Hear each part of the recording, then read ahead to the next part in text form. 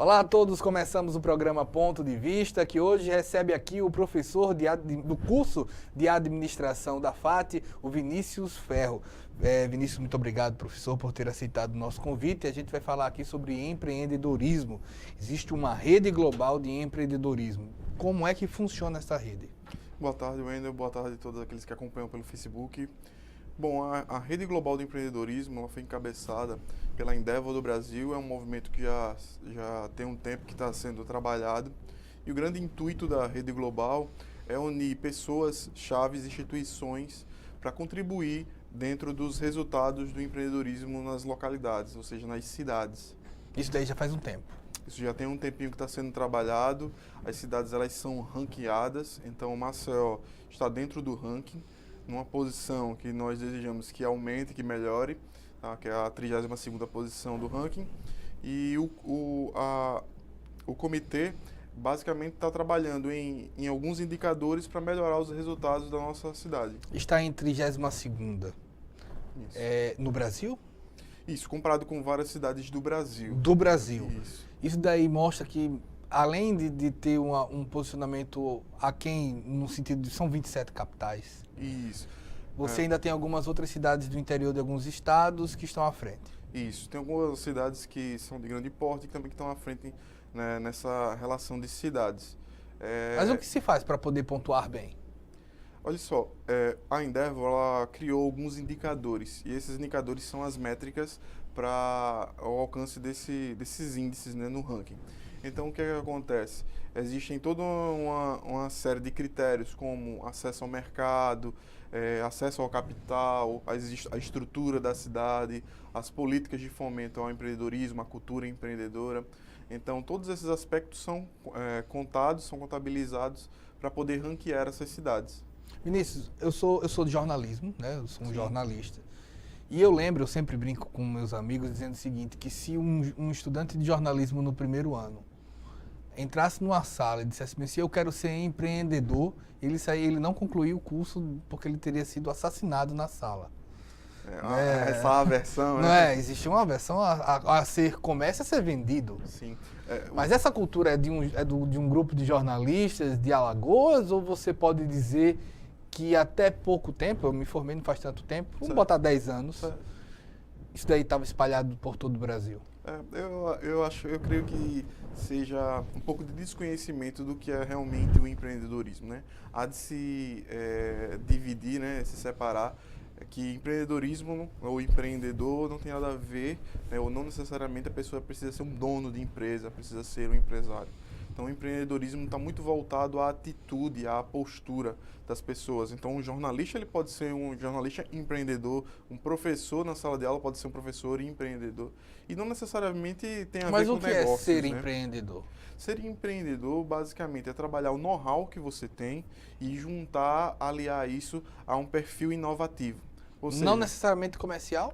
Não necessariamente comercial. Então, as ações inovadoras, empreendedoras... Porque se você chegasse para mim e dissesse bem assim, um professor empreendedor, ele já conseguiu vender o próprio livro dentro da sala de aula. Não necessariamente, mas ele pode... Mas é um empreendedorismo. Isso. Ele pode ser empreendedor, trazendo novas técnicas, trazendo uma nova abordagem para a sala de aula, ou seja, tendo uma postura diferenciada, que é o que a gente encontra realmente no mercado privado, por conta de toda uma demanda econômica, mas os demais profissionais, servidores públicos, né, professores, eles podem sim ter uma postura empreendedora. Um servidor público pode ser empreendedor? Pode sim, a gente vê casos dentro do setor público também, existem premiações também para ações inovadoras dentro dos organismos públicos, dentro do Estado, que visa premiar mesmo aquele servidor que se destaca, que quer fazer diferente, né, que tem um projeto diferenciado. Mas não dá a impressão, pelo menos há pouco tempo, até pouco tempo, de que tipo bem assim, empreendedor é saber ganhar dinheiro? As pessoas trazem a primeira conotação para o mundo dos negócios, né? Mas não é só apenas esse viés que deve ser trabalhado. A cultura empreendedora deve ser espalhada para todos. Então, algumas coisas que moldam o perfil do empreendedor faz bem para todo tipo de profissional, que é aquele perfil que é proativo, né? Aquele camarada que é ousado, que sabe correr os riscos na hora certa. Então, não necessariamente nos negócios essas habilidades e essa postura deve ser utilizada. No jornalismo também deve ser utilizada. É bem-vindo e a gente vê que as pessoas começam a se destacar tendo atitudes empreendedoras. Eu teria sido espancado injustamente. Pois é, por falta de conhecimento do conceito, talvez, do real empreendedorismo, né, as pessoas poderiam estar te olhando diferente. Mas ainda assim é hoje? Eu creio que já há uma abertura a vários movimentos, há um fomento maior à atitude empreendedora, né? As pessoas veem que o empreendedorismo pode ser a salvação, né, para esses momentos de crise que a gente está passando, toda a nossa nação. Então, é uma boa saída, tá? Tanto para aquelas pessoas que querem manter a sua empregabilidade, querem se destacar no mercado de trabalho, quanto para aqueles que querem abrir o seu negócio, que têm um sonho de colocar um projeto realmente de negócio para frente. Eu fico imaginando da seguinte maneira, e eu vou voltar também aos fatores, indicadores e estratégias do empreendedorismo, mas antes disso, até para explorar um pouco da brincadeira sobre os mitos que tem o empreendedorismo, basta você ir numa livraria que você sempre vai encontrar, seja líder, seja empreendedor. Eu fico imaginando que daqui a algum tempo não vai ser necessário ter emprego, todo mundo tem sua empresa. Ou é uma imagem falsa criada por esses livros, não é bem assim. Ou dá para ser todo mundo... Porque eu fico imaginando, o líder, no meu conceito, no meu dicionário, é uma pessoa que lidera. Mas ultimamente parece que você só lidera a si mesmo, para a administração. A gente tem alguns conceitos, né? Assim, algo que era muito tocado era o conceito de dependência e independência. Hoje a gente trabalha muito o conceito de interdependência, então, ou seja, todo mundo depende de todo mundo. Então, os aspectos de liderança, eles sempre vão estar envolvendo. Uma hora você é líder, outra hora você é liderado. Então, independente das circunstâncias, você termina precisando de certas habilidades de liderança também. Mas, Vinícius, é importante saber ser liderado? Sim, os dois viés dessa moeda é bem importante. É muito bom ser um bom liderado e atender a expectativa daquela pessoa que está encabeçando os projetos, como também ter habilidades de liderança para, caso seja necessário, também conduzir uma equipe. Né? Qual é a diferença? Eu sei que é uma pergunta um tanto óbvia, mas às vezes a gente atinge uma pessoa como aquela que achava que empreendedorismo só envolve negócios. Certo. Qual a diferença sobre liderar e ser liderado? Olha só, a perspectiva do líder, ele quer conduzir toda uma equipe. Ele quer conduzir o trabalho, quer conduzir a equipe. Então, o que a gente fala muito, o exemplo arrasta. Muitas das vezes não é a pessoa que comanda, é a pessoa realmente que reflete a essência daquele projeto. Então, as demais que estão sendo lideradas, eles acompanham naturalmente o líder.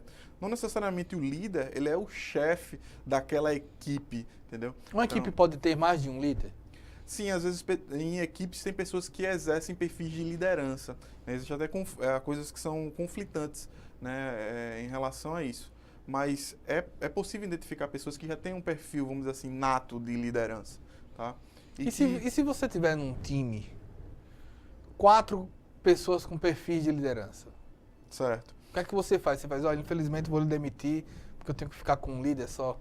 Não, essa talvez não seja a melhor opção. Se você tem 4 pessoas no time com perfil de liderança, você deve agradecer por isso, né? Porque provavelmente você vai utilizar essas pessoas em outros momentos para conduzir equipes, né? Ou mudar de turno, você vem pela manhã, outro pela tarde. Isso é para dar tarefas específicas, porque às vezes o camarada que é líder, ele tem um comportamento diferente, ele sabe negociar, ele sabe persuadir positivamente as pessoas, ele sabe convencer, sabe lidar com uma negociação. E basicamente você precisa de pessoas com esse perfil sempre, né? Toda hora você está precisando de alguém que tenha esse perfil um pouco mais à frente. Existe um risco de você chocar 2 líderes? É interessante que se estude muito bem esses 2 perfis e que se aloque corretamente. O líder é o agressivo? Não estou falando do violento. O líder é um agressivo? Muito pelo contrário. Eu acho que o líder ele tá para inspirar as pessoas, né?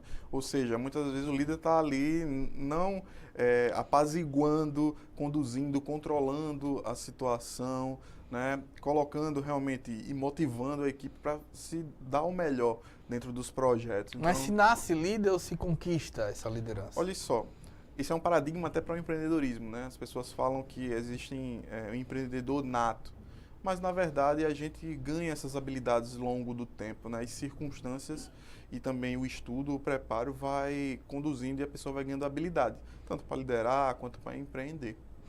A gente volta um pouco para os critérios. Você falou de acesso. Como o Brasil hoje trabalha a questão do acesso?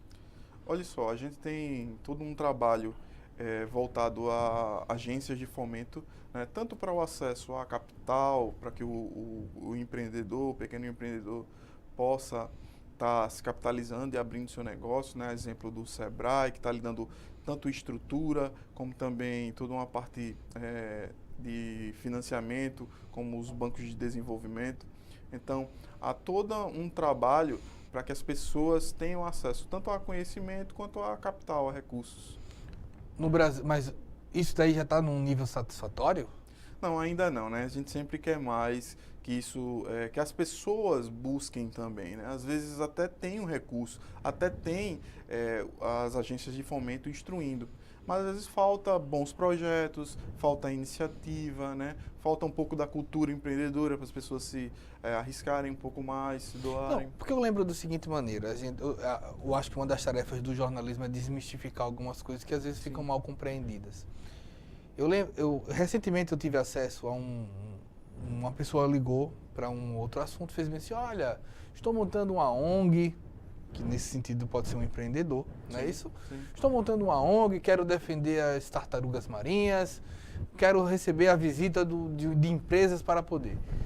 E quando as empresas chegaram, era um casal que pretendia montar a ONG, que pretendia ter uma sede, que pretendia... Empreendedorismo não é só tipo, quero fazer, não. Não, é basicamente o que eu falei anteriormente, tem que ter todo um know-how, então existe uma expertise para isso. Não é? Então é um erro comum as pessoas quererem empreender em algo que elas não dominam. Aí quando eu falo domina, eu falo assim, tanto na teoria quanto na prática. Né? Tem pessoas que estudam determinados temas por anos, né? Concluem teses de mestrado e de doutorado, não necessariamente estão ali no campo, no dia a dia, mas têm um conhecimento científico e sim elas conseguem empreender com aquilo. Daí tem pessoas que aprendem no dia a dia, na prática, né, dentro do manejo com um determinado negócio.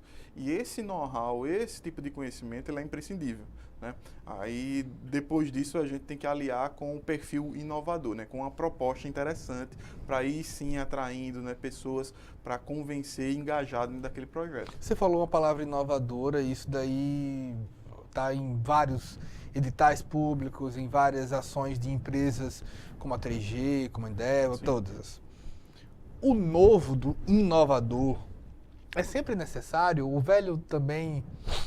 Naturalmente, pode ser isso é desde o viés econômico, as coisas ficam obsoletas, tá? Os produtos eles ficam obsoletos realmente com o tempo, né? Existe uma curva um ciclo de vida dos produtos e é necessário realmente ter uma inovação para se relançar. Natural do ser humano. É natural, isso aí é natural, né? Tanto economicamente como o corpo também, comportamentalmente, morre, né? A gente tem um ciclo, a gente vai morrer. Né? Existe um ciclo para isso.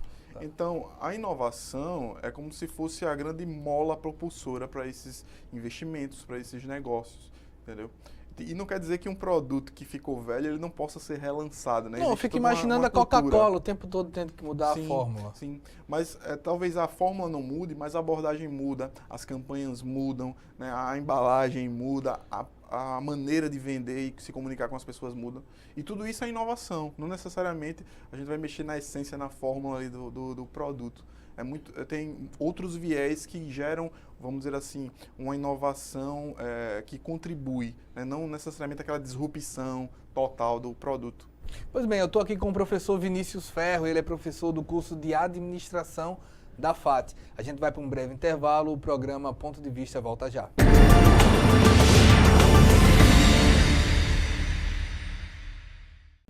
Voltamos com o programa Ponto de Vista. Estou aqui com o professor Vinícius Ferro, ele que é professor do curso de Administração da FAT.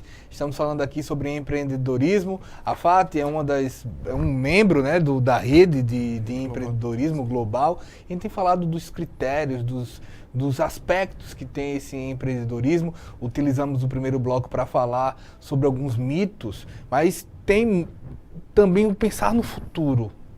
Como a FAT pensa no futuro desse empreendedorismo e como passar isso para tantas pessoas que fazem parte da faculdade?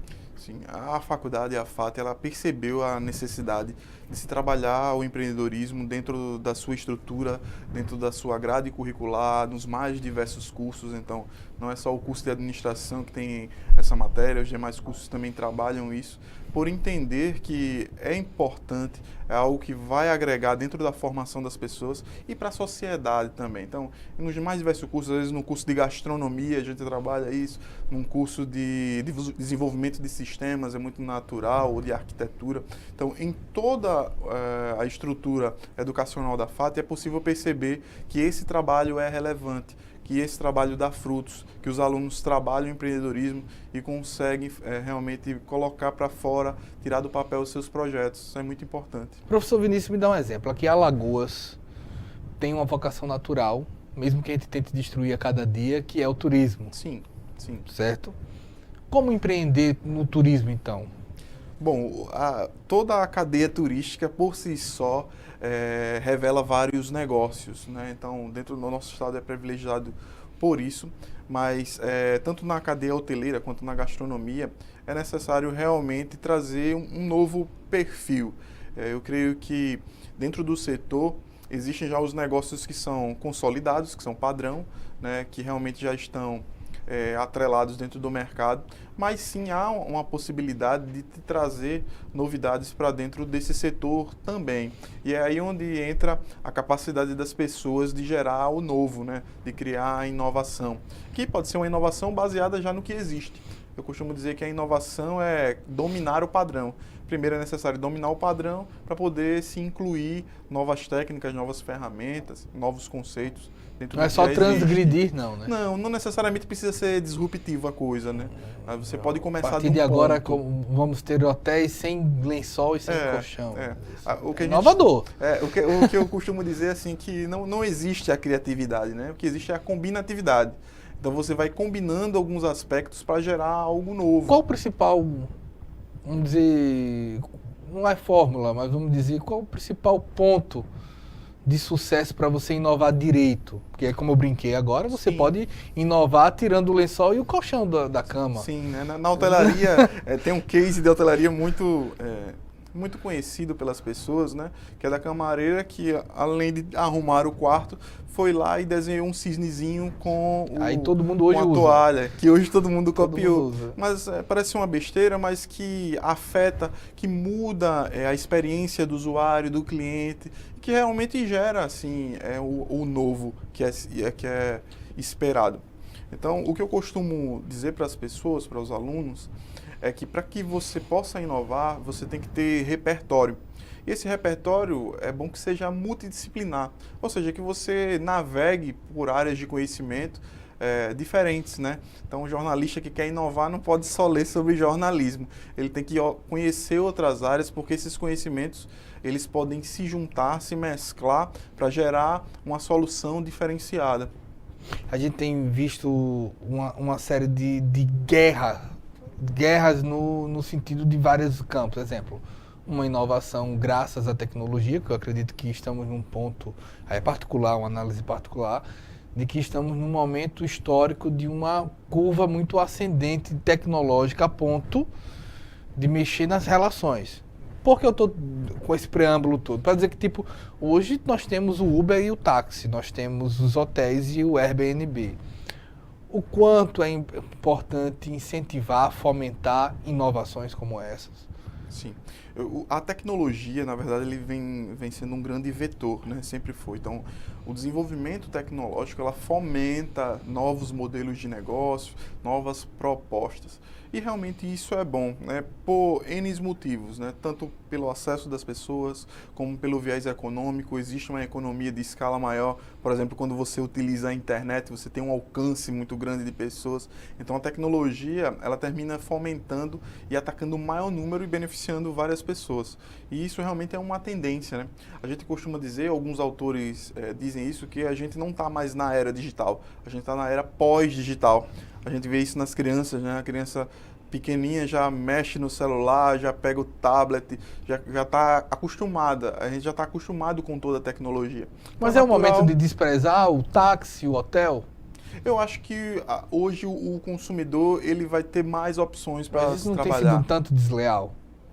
Eu creio que não. Do meu ponto de vista, eu acho que a inovação ela é necessária.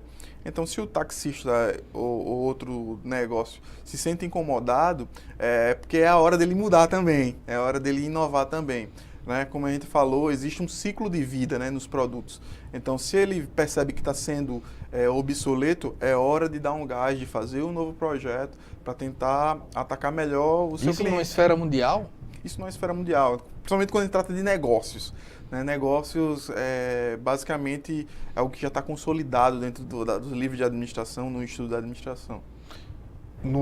Na hotelaria também você concorda que a briga que os hotéis estão tentando de taxar mais o Airbnb, de proibir novos apartamentos, é uma guerra injusta, então? Eu acho que cada um está tentando defender o seu modelo de negócio. Então, do mesmo direito que o Airbnb, né, o Airbnb quer colocar o seu modelo no mercado, aquelas pessoas que têm o seu negócio consolidado estão tentando se defender. Isso é natural, né? Mas, na minha opinião pessoal, isso com o tempo, eles vão deixar de perder tempo combatendo o modelo de negócio das outras pessoas e vão começar a focar no seu modelo de negócio, em como eu posso melhorar. Né? Isso eu creio que seja natural. Eu creio até que na questão dos táxis eles já vêm trabalhando um pouco isso, vêm se organizando mais, vêm prestando um pouco mais de atenção. E é bom para o usuário, é bom para o cliente que tem a opção do hotel, tem a opção do Airbnb, tem a opção do táxi ou do Uber. Né? Na verdade, o consumidor se beneficia com a evolução, né? Com a inovação. A gente viu aqui que você tem que para ranquear bem, Maceió, foi dito pelo professor Vinícius Ferro no primeiro bloco, Maceió está na 32ª colocação no Brasil em termos de análise do empreendedorismo. Fatores levados em consideração: acesso, capital, infraestrutura, cultura. O que é que falta de infraestrutura em Maceió?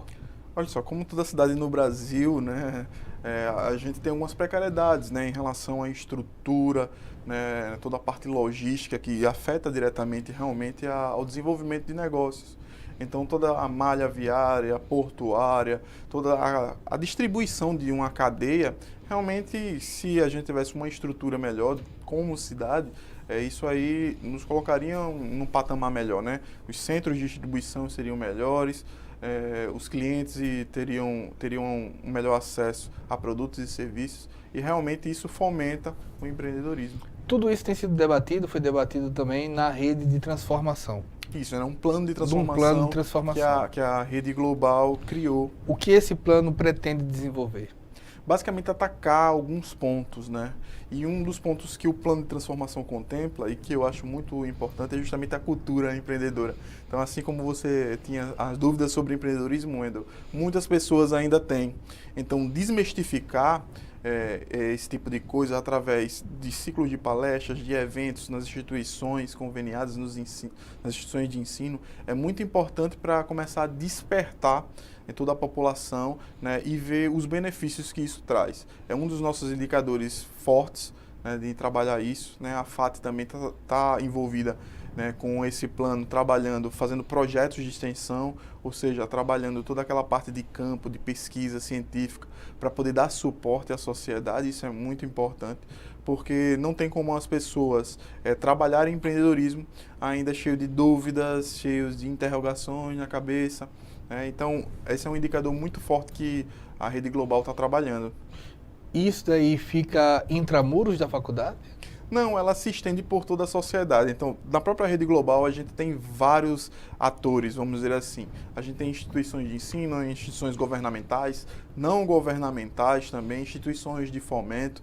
Então, há uma verdadeira unidade, né? As pessoas se uniram, né, em prol da nossa cidade mesmo, da evolução, do crescimento da nossa cidade. Um plano desse tem expectativa de estar trazendo frutos Sim, né? mais consistentes em quanto tempo? É claro que essa visão é uma visão de médio e longo prazo, né? Nós estamos plantando uma semente. Para você ter uma ideia de todos os comitês que foram montados nas cidades, apenas 6 comitês sobrevivem e Maceió é um deles. Então é algo realmente que é um trabalho de longo prazo, mas que a gente acredita que vai dar frutos, que vai prosperar, que em breve a gente vai estar sentindo o que é dar frutos nesse sentido?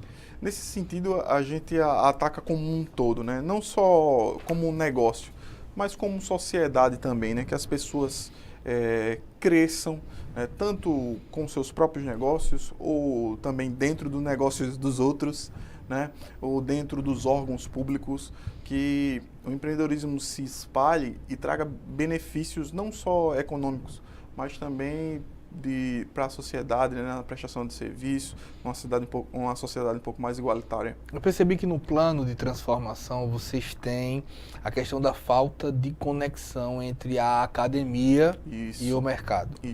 Isso é mais acentuado aqui em Alagoas? Olha só, eu creio que seja não só um problema de Alagoas, não só um problema regional, isso acontece em várias partes do país, né? E a solução realmente é essa, né? A gente chama isso de tríplice hélice, né? Não é só a academia, tem que ser a academia, a sociedade e o governo.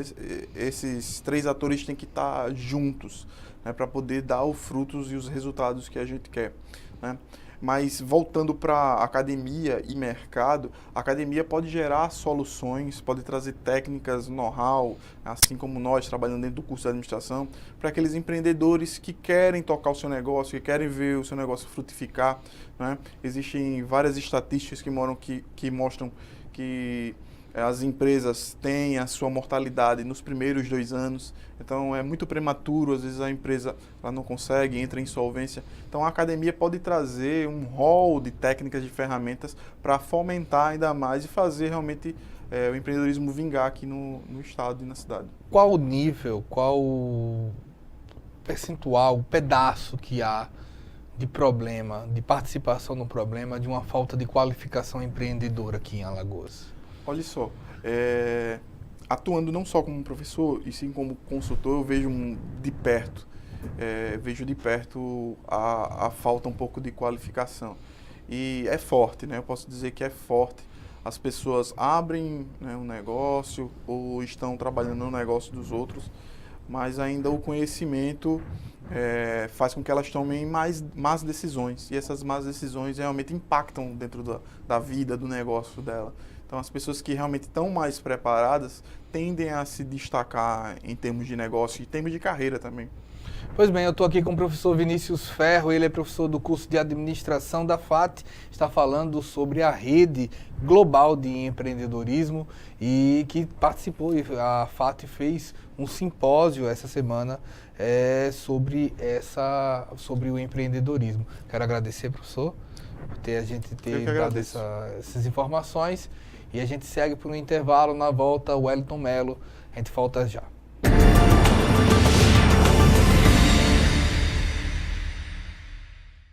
Voltamos com o programa Ponto de Vista. Estou aqui agora com o Wellington Melo, ele que é chefe da perícia de crimes de informática. E a gente tem aqui para debater que a perícia tem investido em tecnologia para combater crimes. Como é que isso tem funcionado, Wellington? Isso, Wendel. Nos últimos anos, chegaram alguns equipamentos, né, vindos do governo federal, através de convênios com a Secretaria Nacional de Segurança Pública. No último mês, né, mês de julho, chegou para a gente o XRY, o X-Ray, que é uma ferramenta de origem sueca, né, para extração e análise de dados de dispositivos móveis. Essa foi adquirida com recurso próprio do Estado, né, foi recurso do governo do Estado, da perícia, né? Foi uma luta muito grande, foram 2 anos correndo nos órgãos, né? Lutando contra a burocracia do Estado, tal, na PGE, tinha as negativas, nós justificávamos para que o processo andasse e, enfim, ele chegou e vai ajudar muito nos exames periciais em dispositivos móveis, que é o que mais chega hoje em dia. Eu estava vendo exatamente isso, exemplo, os crimes de tecnologia são crescentes, né? Isso. Eu acho que talvez o que mais cresça, você pode dizer melhor do que eu sobre isso, mas a demanda aumenta a cada dia mesmo? Com certeza. Segunda e ontem nós tivemos um treinamento do representante da empresa que nos forneceu o software. Então ele trouxe em uma parte da sua apresentação, né, uma frase de um diretor do FBI, onde ele fala que um dos vestígios mais importantes numa cena de crime hoje em dia provavelmente pode ser um smartphone. Porque imagina você o seu smartphone, o que ele fala da sua vida. Imagina um criminoso, né, que comete um delito, ele tem uma grande probabilidade dele ter deixado algum rastro, algum vestígio naquele dispositivo. Que tipo de vestígio e rastro são procurados no celular? Pronto, então. No celular é um deles, né? Pode ser um tablet também. Isso, né? dispositivos móveis em geral, né? Os smartphones são computadores, né? Computadores que cabem na palma da nossa mão.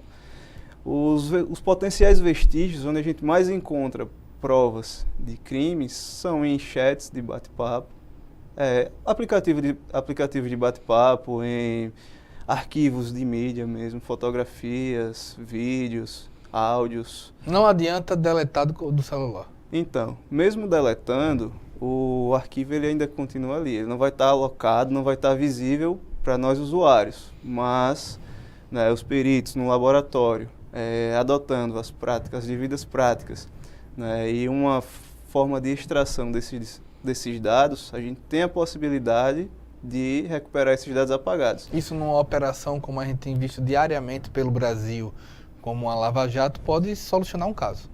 Isso, com certeza. Às vezes o criminoso, ele deixa algum rastro, ele apaga, né, pensa que ocultou, só que em um exame pericial a gente tem a possibilidade de recuperar esse dado que foi Mas não excluído. tem, no caso, o WhatsApp costuma dizer sempre que é criptografado, que não dá para olhar. Como é que isso funciona? Ele é criptografado de ponta a ponta. Só que no aparelho, ele está armazenado no dispositivo móvel, né, que tem o aplicativo WhatsApp instalado. Ele tem um banco de dados e esse banco de dados está armazenado no aparelho. E também tem, às vezes o banco de dados está criptografado, mas também tem a chave de criptografia. Então, nós, né, em uma das etapas do exame, utilizando algumas ferramentas ou realizando alguns procedimentos, temos como extrair o banco de dados criptografado e também a chave que descriptografa esses dados. E aí, utilizando outras ferramentas, a gente, colocando esses dois arquivos, tem como recuperar assim as conversas. Hoje, a gente tem visto muito, e aí é uma dúvida que eu tenho, parte desse crime de informática hoje está ligado ao tráfico de drogas? Ou de armas? Também. Hoje nós recebemos a nossa maior demanda, chutando aqui, acho que da Delegacia de Homicídios. A equipe da Polícia Civil, as equipes da Polícia Civil da Delegacia de Homicídios encaminham muitos smartphones para a gente. É fato, nós visualizamos nos meios de comunicação, né, diariamente vários homicídios. E vários dispositivos, né, de informática ligados a esses crimes são encaminhados para lá, para o laboratório de perícia de crime de informática. Como forma de identificar uma comunicação que haja no... Isso, alguma ameaça ou algum...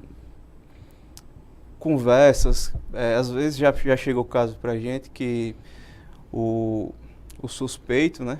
Então, o suspeito, ele praticou um latrocínio e logo depois ele saiu falando no próprio WhatsApp, falando como foi que cometeu o crime.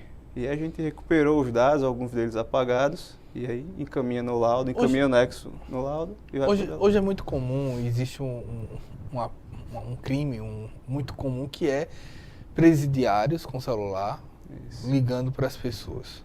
Isso. É possível identificar isso ao exemplo, que quando há uma revista você pega esse celular, mas é possível identificar que aquilo foi feito com esse celular que foi usado para esse tipo de golpe? Então, já chegaram vários dispositivos móveis oriundos de presídios, do sistema prisional.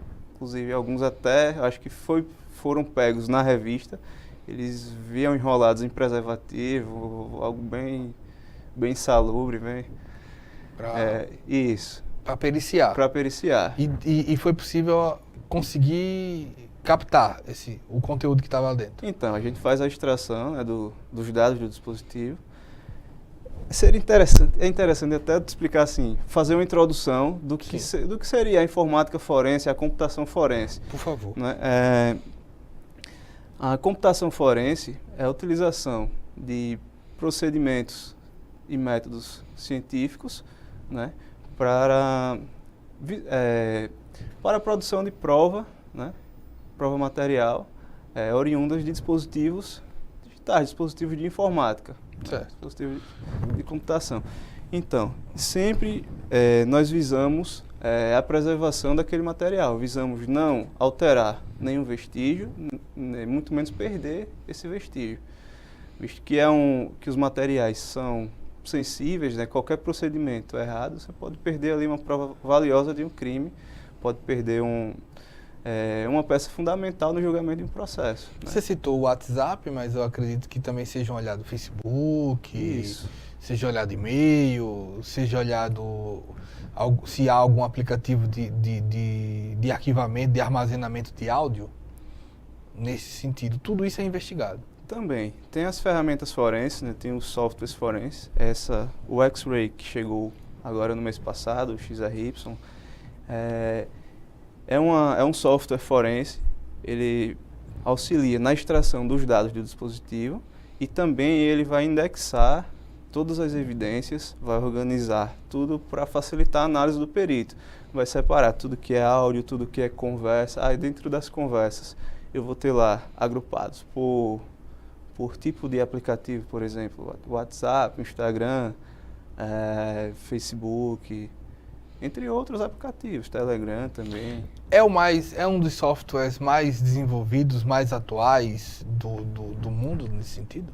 Não, esse software, o X-Ray, ele é similar, como é que eu posso falar? É um concorrente, é complementar ao que nós já temos desde 2015, que é o UFED, que é o da Cellebrite, que é tecnologia israelense. Certo? Esse eu creio que seja até mais utilizado no Brasil inteiro. Só que o X-Ray, ele complementa o UFED. Como é que ele complementa? De que forma? O que cada um faz? Pronto. Os dois, eles são para o mesmo fim, né? Perícia em dispositivos móveis. Certo. Só que, hoje em dia, constantemente são lançados novos modelos, novos fabricantes estão surgindo. Os próprios criminosos se atualizam, né? Modificam algumas coisas. Isso. Então, aí uma ferramenta dá suporte a uma gama de dispositivos, outra fornece suporte a outros dispositivos. Às vezes, em um mesmo dispositivo, existem várias formas de extração. Você tem várias formas de fazer a extração dos dados. Algumas mais superficiais, outras mais profundas. As mais profundas, nós conseguimos recuperar os dados apagados. Às vezes, uma ferramenta dá suporte a uma extração mais superficial, a outra já fornece um suporte a uma extração física, que é um pouco mais aprofundada, eu tenho acesso a partes privilegiadas do sistema operacional do dispositivo.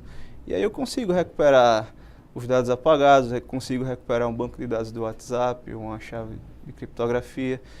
E tem um fator muito importante para citar também, que são os mecanismos de segurança, bloqueio. Às vezes fornece suporte a uma extração sem precisar quebrar um bloqueio de tela de usuário.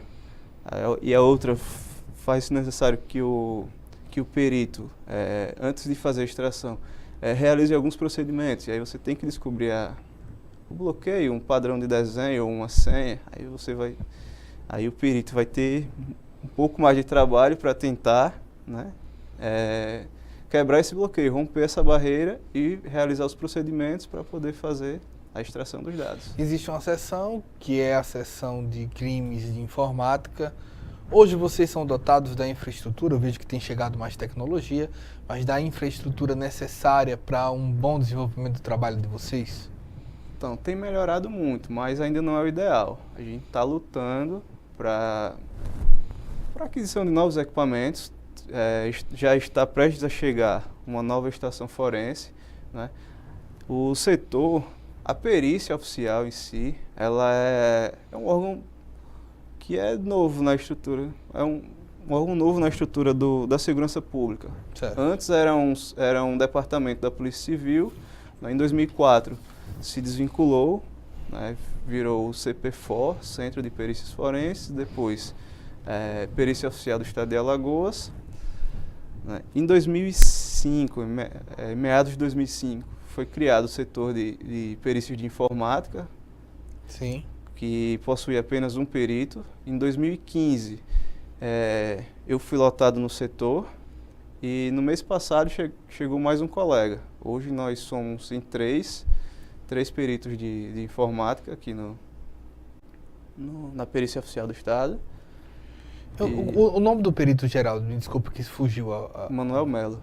O Manuel uma vez esteve aqui no programa. Isso. E eu brinquei com ele, eu digo bem assim, vocês devem sofrer uma pressão muito grande, não só para ajudar a resolução de crimes, mas também porque existe um imaginário da população, todo mundo está querendo que vocês sejam o CSI, né? O quanto é possível realmente rastrear, monitorar, extrair de informações para além da literatura, no sentido bem assim, olha, a gente tem visto o Lava Jato, estou tentando isso, às vezes a gente explica e parece que a gente está fantasiando. Um exemplo, a Lava Jato anunciou em um certo momento que num dos rastreios de interceptação telefônica, eles podiam separar palavras. O quanto a perícia de crimes de informática hoje está realmente desenvolvida para além de uma ficção científica? Então, o que se fala muito em relação ao CSI, né? Foi bom citar isso, que se fala quando faz uma comparação, eu vejo muito isso no CSI, muita coisa que a gente vê nas séries é possível a gente fazer sim, não na velocidade como é lá, né? Você chegou aqui, tem um crime, você já faz um exame, já tem um resultado. Nós temos tecnologia de ponta, nós estamos em constante atualização, participando de treinamentos, né? A Associação Brasileira de Criminalística, todos os anos, promove eventos. Nesse ano ímpar, tem congresso, ano par tem seminários, né, das várias áreas. Já participei de seminários no Rio de Janeiro, esse ano, para um evento internacional de forense, né, de criminalística organizado pela Polícia Federal, que foi o Interforensics, um evento muito bom. Tem minicursos, tem apresentação das ferramentas, das novidades, de novas técnicas, de casos interessantes, né, de novidades, crimes, cybercrimes que está acontecendo pelo mundo, aquele ataque mundial, aquele malware, né, o ransomware, que atacou várias máquinas de órgãos públicos, bancos. Já chegou pra gente também. Mas acredito que ele tem um departamento imenso para trabalhar num combate ou numa solução. Vocês, pelo que você me contou, são 3, são 5? Isso, somos em 3. São 3. Não Isso, precisa de mais inteiro. peritos? Com certeza. A gente atende ao Estado inteiro, né? Tudo que é demanda do Estado, se ocorre um crime em Piranhas, tem algum equipamento, algum dispositivo de informática envolvido, ele é encaminhado para cá. Por isso que demora 30 dias, muitas vezes, por uma perícia sair? Às vezes até mais. A gente estava meio que entregando nessa faixa nesse prazo, mais ou menos uns 30 dias. Só que às vezes, né, no setor é tudo muito dinâmico, a gente não tem como prever. Às vezes tem operações grandes e chega de monte, chegam vários equipamentos. Para você ter uma ideia, em 2012 teve uma operação, né, relacionada à clonagem de cartão, chegaram 164 equipamentos e só tinha um perito no setor.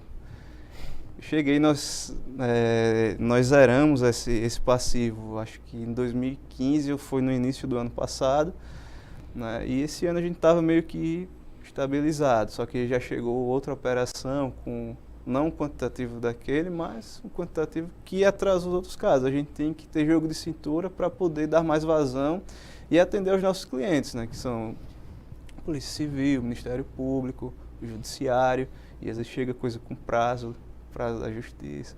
Pesado, né? Chegam casos com prioridade, né? Crimes contra criança, contra idoso. A gente está aqui com o Wellington Mello, ele que é chefe da perícia de crimes de informática, e a gente vai para um breve intervalo. Nós voltamos já com o programa Ponto de Vista.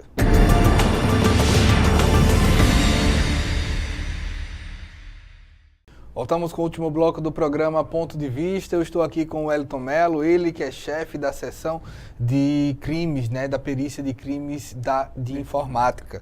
E a gente tem visto que o Estado do Paraná tem sido referência para a perícia daqui em alguns casos. Explica por que o Paraná é essa referência. Isso, nós tivemos lá na Polícia Científica do Paraná, em março, né, desse ano. Fomos em busca de novas tecnologias para automatizar alguns processos daqui da perícia do Estado, né, da perícia oficial aqui do Estado. Fomos em busca de um software conhecido como GDL, software gerenciador de documentos e laudos. Fomos muito bem recebidos lá, conseguimos trazer esse software, além de outros conhecimentos, né? A gente visitou a seção de computação forense, trouxe também algumas ferramentas, trocou ideia com o pessoal de lá, com os peritos de lá, e deu para... Foi um grande avanço. Mas seria o Paraná o melhor dos 27, das 27 federações? Não tenho como afirmar isso porque eu não conheço todos, mas que é referência também. Posso falar que é referência, eles também auxiliam lá na Força-Tarefa da Lava Jato, eles têm participação, inclusive tem vários investimentos no setor de computação forense, né, por conta disso, né. Lá eles fazem parcerias com o Judiciário, com Receita Federal, entre outros. Isso daí tem sido buscado também em Alagoas? Também, nós fomos aqui na Receita, fomos lá, trouxemos um formulário, encaminhamos para a direção para que seja feito esse contato, né, para que materiais apreendidos possam ser aproveitados lá.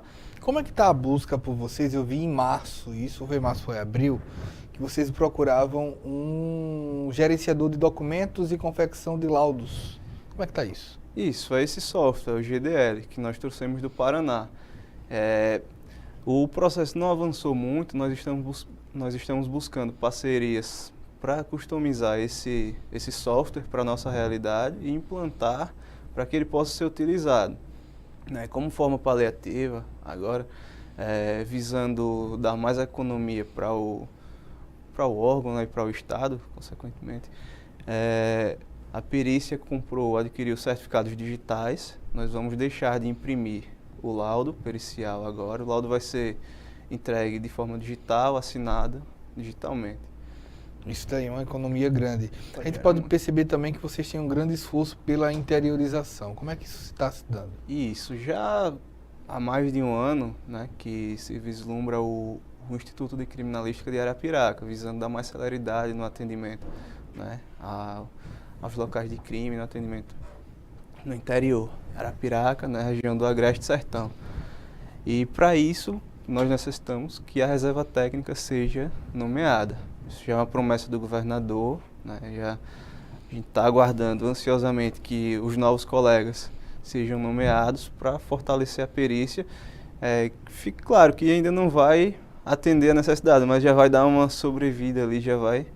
O ideal é quanto, respirar. mais ou menos? Tem um estudo da ONU que fala em 500 peritos. Aqui em Alagoas. 500 peritos em Alagoas. Aqui nós temos peritos oficiais, nós temos 104. Algo em torno de triplicar. Ou mais, né? Quadruplicar, não é isso? É um volume muito grande. A gente fica dando uma olhada, não é raro você entrar num site hoje e perceber que há um grupo de pessoas o tempo todo querendo cometer crimes. Eu vou contar um caso curioso, mas é claro que a gente tem outra realidade. Por exemplo, a HBO teve todo o material vazado por um grupo da Índia. Você que vive nesse caminho, nesse mundo, tipo, o que movimenta esse grupo de criminosos por fraudar, por vazar informação, por tentar acessar banco de dados? O que movimenta isso? Então, creio que dinheiro fácil, né? Hoje, há pouco tempo, né, acho que final de maio, nós vimos aquele ataque mundial de ransomware, onde um cracker, né, um hacker do mal, ele invade a máquina da vítima e sequestra os dados, criptografa os dados e cobra um valor para devolver os dados. E se a vítima paga, vai movimentar esse mercado, vai fazer com que esse criminoso ganhe cada vez mais e mais e estimule ele a fazer cada vez mais. Você falou do hacker do mal. Vocês já trabalham com o hacker do bem? Não, existe Para poder, exemplo, fazer um trabalho de perícia, de rastreação, nesse sentido? Ou tem sido realmente tudo destinado aos peritos? Não, o hacker do mal que a gente fala, o hacker é o cara que detém o conhecimento, é o cara que sabe muito da área de tecnologia, sabe explorar as brechas, tá? E ele pode usar o conhecimento dele para o bem ou para o mal, né? A gente fala o cracker, o hacker do mal, ele utiliza o conhecimento dele para o bem. Mas tem os hackers do bem que trabalham em empresas de segurança, que trabalham para proteger, né, para identificar e corrigir as vulnerabilidades, né, dos sistemas das instituições. Como hoje você vê a perspectiva, qual o maior desafio hoje da perícia de crimes de informática hoje? Qual o maior desafio? O nosso maior desafio hoje são os mecanismos de segurança. Às vezes não, muitas vezes, com o passar do tempo, né, a indústria vai aprimorando os mecanismos de segurança, né, para o usuário, logicamente, e quando os dispositivos chegam com um mecanismo de segurança a mais, com um bloqueio mais pesado, com uma novidade, com uma nova tecnologia, e as ferramentas ainda não dão suporte ou ainda não foram descobertas brechas para contornar essa segurança, às vezes isso nos impede de ter acesso aos dados para poder buscar as provas de um crime. E fazer as investigações. Isso. E isso daí, você acha certo que o WhatsApp, por exemplo, tente atrapalhar ao máximo nesse sentido? É justo que juízes muitas vezes peçam para quebrar esse sigilo? É complicado falar sobre isso, né? Mas, exemplo, no caso da perícia, a solução de um crime deve estar acima de qualquer proteção individual? Então, para a gente ter acesso, para a gente acessar, para a gente invadir a privacidade de um indivíduo, né, a gente precisa de uma autorização judicial. Não é só chegar e encaminhar o material que a gente vai lá, vai quebrar a senha, vai recuperar dados apagados, não. Existem leis, né, que regulamentam isso, né, a lei 9296 de 96 fala do sigilo de telefonia e de telemática também, né. Quando o delegado ou o promotor encaminha o material para a gente, ou o próprio juiz, né, encaminha o material para a perícia, eles encaminham com autorização, né, para quebra de dados telemáticos. E aí a gente vai acessar. Caso nós façamos a perícia sem essa autorização, nós também estamos cometendo um crime. Então, estamos invadindo a privacidade de uma... Isso é bem cuidadoso para que isso não aconteça. Isso. Próximos passos, o que é que a perícia identifica para no futuro também conquistar de software? De software? Sim. Nós temos aí uma licitação em vista, que já ocorreu um pregão e vai ser relançado o edital, né, de um software que nós já temos. Nós vamos comprar um segundo, porque nós somos em 3 e às vezes nós compartilhamos dos recursos que nós temos lá. Então a gente pretende ampliar, né, e até receber novos colegas. A gente precisa da reserva técnica para poder fortalecer não só o atendimento ao local de crime, né, no campo, mas também os laboratórios. E a informática a perícia de informática, né, de crimes de informática, é um setor ainda carente que precisa de mais colegas. Para que isso venha a ocorrer, a gente precisa de uma reserva técnica. E não só pessoas, mas também recursos tecnológico. A gente está aqui com o Elton Mello, a gente falou sobre a chegada, eu não sei muito bem do inglês, mas vou falar do XRY, Isso. né, do software de extração e análise de dados em dispositivos móveis e também da economia de papel, né? Que a gente tem já com o certificado digital que está sendo trabalhado. Isso. Que está sendo trabalhado. Já está em fase de implantação. Fase de implantação, não é isso? Isso. O Wellington que é chefe da perícia para crimes de informática e a gente tem visto esse trabalho da perícia, a quem eu dou parabéns, viu, Wellington? Obrigado. Tudo de Obrigado bom. pelo espaço. A gente agradece as informações e também agradece a você pela audiência. Hoje a gente pôde falar tanto com o Wellington Mello, que está aqui comigo, como também com o professor Vinícius Ferro. A gente aguarda uma nova oportunidade. Até mais.